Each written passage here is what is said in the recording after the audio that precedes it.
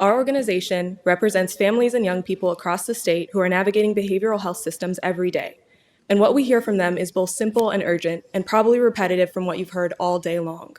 When families reach out for help, they need a system that responds, not one that makes them wait. New York is in the midst of a mental health crisis, and these are not isolated stories. Across communities, parents are doing everything they can to support their children, yet many are met with months-long wait lists, limited provider availability, and services that are increasingly difficult to access. Too often, care only becomes available once a young person has already reached a point of crisis.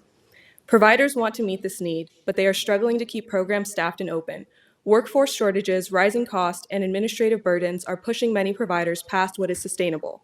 This is why a meaningful targeted inflation increase of 2.7% as the bare minimum is critical to stabilizing the human services workforce, so providers can retain staff, maintain capacity, and ensure families can access the care they need when they need it, not months later. We also urge the legislature to protect and expand family and youth peer support services. Peer advocates bring lived experience that cannot be replicated in traditional clinical settings.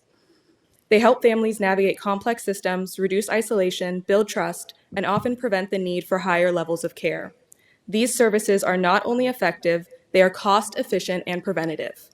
Yet despite growing demand, peer programs remain underfunded and vulnerable to staffing shortages. At the same time, systemic barriers continue to delay care for children and families. Families are spending critical time searching for in-network providers while programs manage payment delays, administrative requirements that divert attention away from service delivery. Behavioral health services must be carved out of Medicaid managed care so that public dollars are directed towards timely, appropriate care rather than processes that continue to restrict access. Finally, New York must expand investment in community-based youth mental health services.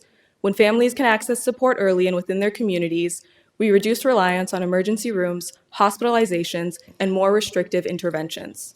Early access leads to better outcomes for young people and strengthens families' ability to support their children at home. Families and young people across New York are not asking for extraordinary solutions. Rather, they are asking for a system that works when they reach out for help. Again, not months later. Thank you for your time, your leadership, and your continued commitment to the well-being of New York's children, youth, and families.